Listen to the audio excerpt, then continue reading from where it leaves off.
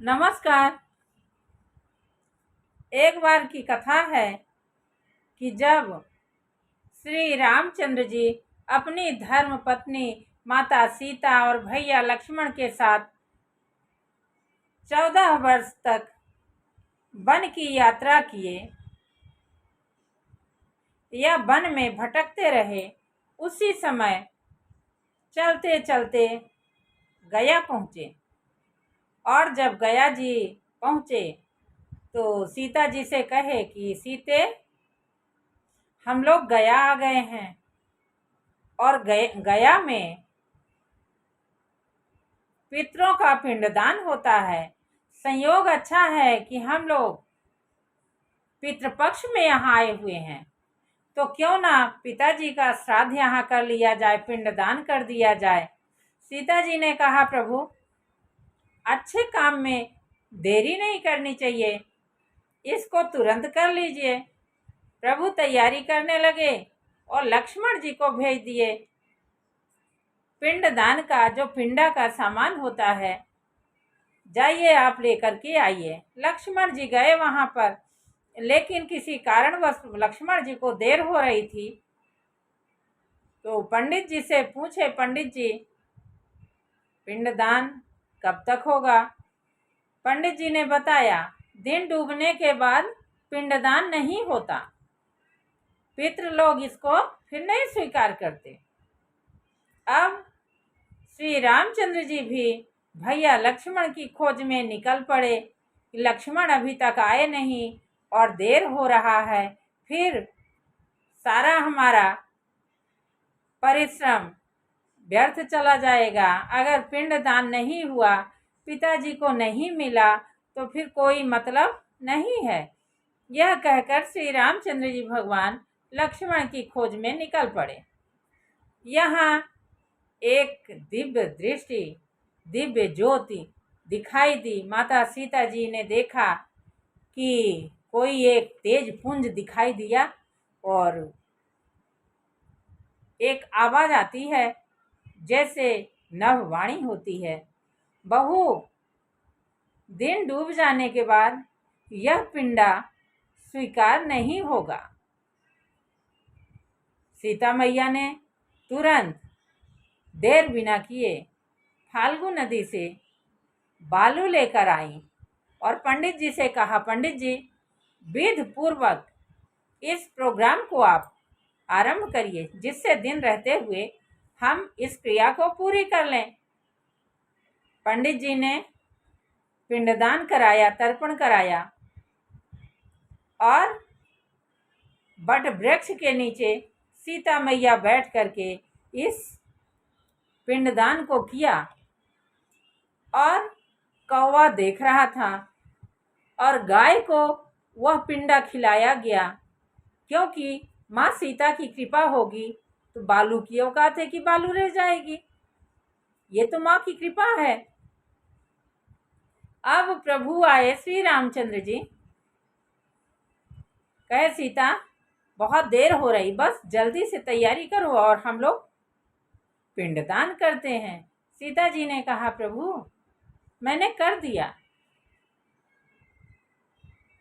प्रभु ने कहा, अरे सीते, तुमने किया कैसे? सामान तो था नहीं, आपने कैसे किया?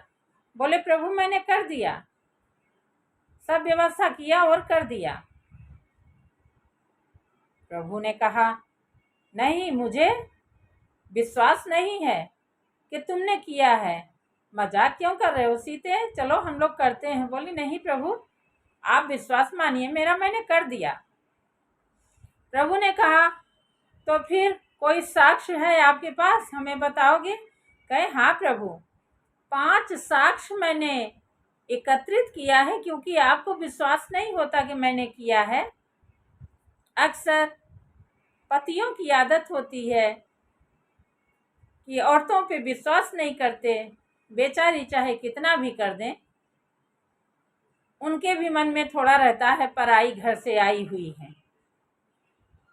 प्रभु ने भी विश्वास नहीं किया और तब सीता मैया चल दी पंडित जी के पास और बहुत उत्साह भरे शब्दों में बोलती हैं, क्यों पंडित जी, पिताजी का हमने तर्पण कर दिया ना, पिंडदान हो गया। पंडित जी सोचे कि जब भगवान राम नहीं मान रहे हैं प्रभु, तो फिर उन्हीं का शब्द मुझे बोलना चाहिए, इनसे पंगा कौन ले। पंडित जी ने कहा, नहीं, मुझे नहीं पता। सीता जी वहीं घबरा गई, अरे इन्होंने इतने ढंग से, इतने अच्छे तरीके से पिंडदान कराया है विधि पूर्वक, और कह रहे मुझे पता नहीं है। सीता मैया को तुरंत गुस्सा आया और कह दी, जाओ पंडित जी, तुम सदा कमाओ सदा खाओ, लेकिन कभी तृप्त नहीं होगे, तुम्हारी आत्मा कभी तृप्त नहीं होगी, सदा भूखे रहोगे। अब प्रभु ने कहा, और कोई साक्ष्य? बोले, फाल्गु नदी है। प्रभु वो तो झूठ नहीं बोलेगी। अब फाल्गु नदी में ले गई सीता मैया, कहीं फाल्गु, मैं तुम्हारे यहाँ से बालू ली थी ना पिंडदान करने के लिए, वही शब्द फाल्गु ने भी कह दिया, मुझे नहीं पता। सीता मैया बहुत दुखी हुई कि मैं तो झूठी साबित हो जाऊंगी प्रभु के सामने, और जबकि मैंने सत्य किया है।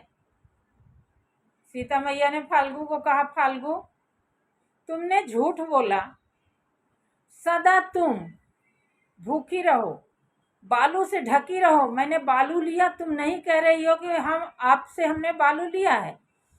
तुम्हें कभी जल नसीब न हो, सिर्फ और सिर्फ तुम्हारे पास बालू ही बालू रहे, सदा तुम पटी रहो।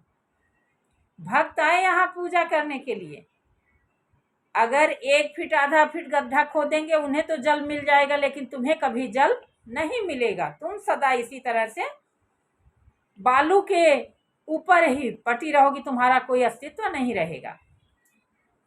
फाल्गु को श्राप देके चल दी। अब प्रभु ने कहा, 2 को तो देख ली, अब तीसरा कौन है? बोले, प्रभु तीसरा भी है, अभी गाय है, गाय तो झूठ नहीं बोलेगी। ले गई सीता मैया प्रभु को गाय के पास, कहीं गौ माता? हाँ सीते, बोलो। गौ माता, मैंने पिताजी की श्राद्ध किया ना, मैंने पिंडदान किया है, आपको खिलाया है पिंडा। गौ ने भी वही शब्द कह दिया, मुझे नहीं पता। सीता मैया बहुत दुखी हुई, ये भी ना ही कर दी, अब मैं क्या करूंगी? प्रभु मेरा विश्वास प्रभु के ऊपर खत्म हो जाए, मेरे ऊपर प्रभु विश्वास नहीं करेंगे, मेरे ऊपर से प्रभु का विश्वास खत्म हो जाएगा। सीता मैया, कहीं जाओ, तुम्हें पिंडा मैंने खिलाया, तुम खाई और ना ही कर दी, नहीं तृप्त हुई, तो जाओ तुम मैला खाओगी। गाय को श्राप दे करके बहुत दुखी हुई और आगे बढ़ी। तो प्रभु ने कहा, और कोई बचा? बोले, हाँ प्रभु, कौवा है, वो तो पक्षी है, वो झूठ नहीं बोलेगा, वो देख रहा था। गई लेकर कौवा के पास, कौवा, मैंने पिंडदान किया है ना पिताजी का, तुमने देखा है? कौवे ने मुंह डुलाया, बोला, नहीं, मैंने नहीं देखा है। अब माता बहुत दुखी हुई, अब मैं क्या कहूँ, किससे और कहूँ? अब एक बट वृक्ष बचा हुआ है, अगर वो ना ही कर दिया तब तो मैं क्या मुंह दिखाऊंगी प्रभु को, मैं तो झूठी साबित हो जाऊंगी।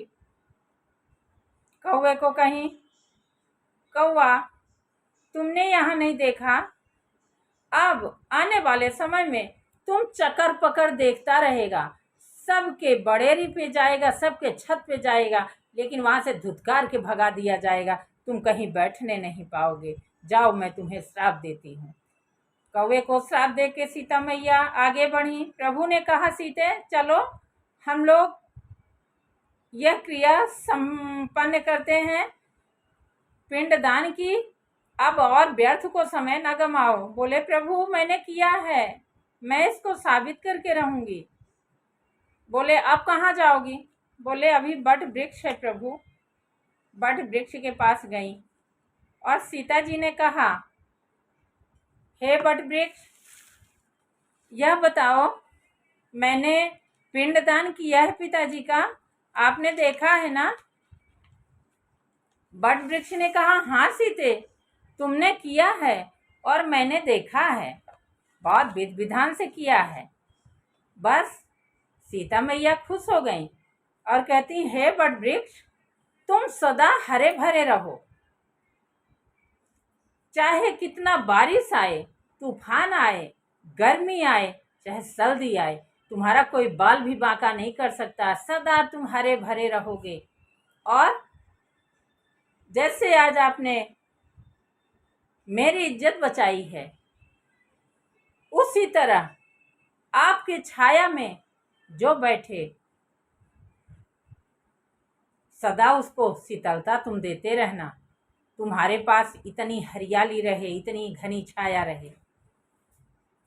अब प्रभु ने मान लिया कि सीता मैया मेरे पिताजी को पिंडदान किया है। अब प्रभु कहते हैं, सीते तुम धन्य हो, मैं पुत्र होकर भी नहीं कर पाया जो काम, वह तुमने पिताजी को पिंडदान कर दिया। अब मेरा आशीर्वाद है कि बेटों के साथ साथ बहू भी अपने पितरों को पिंडदान करेंगी और सब फलीभूत होगा। इसलिए हम कहते हैं कि सीता जी ने कितने साक्ष्य रखे, कितना प्रमाण देना पड़ा, तो हम लोग तो इंसान ही है ना। नमस्कार। ये है गया के पिंडदान की कथा।